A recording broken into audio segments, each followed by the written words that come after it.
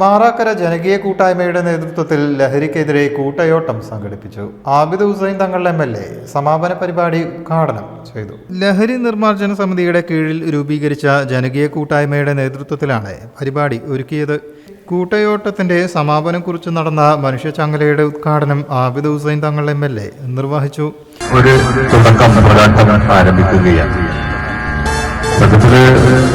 നമ്മൾ ഇങ്ങനെ ഒന്ന് നടന്നതുകൊണ്ടോ അല്ലെങ്കിൽ ഒന്ന് പ്രസംഗിച്ചതുകൊണ്ടോ ഒന്ന് കൂടി നിന്നതുകൊണ്ടോ ഒന്നും ഈ ലഹരി അവസാനിക്കുന്ന ഒരു രൂപത്തിനല്ല. സംഘാടക സമിതി ചെയർമാൻ OK സുബൈർ അധ്യക്ഷനായി.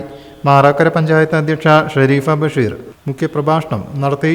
ലഹരി നിർമ്മാർജ്ജന സമിതി സംസ്ഥാന വർക്കിംഗ് അധ്യക്ഷൻ OK കുഞ്ഞിക്കോമു, ഉപാധ്യക്ഷൻ V Madhusoodanan, P Iftikharuddin, AP Moideenkutty, KP Anas, Mansoor Ali, P Rasheed Vattapparamban, Moorkath Ahmed, Kunjappu Mattumal, Abdu തക്കരകത്ത്, CV Haneefa, Mustafa, Hussain Kamil Saqafi എന്നിവർ സംസാരിച്ചു.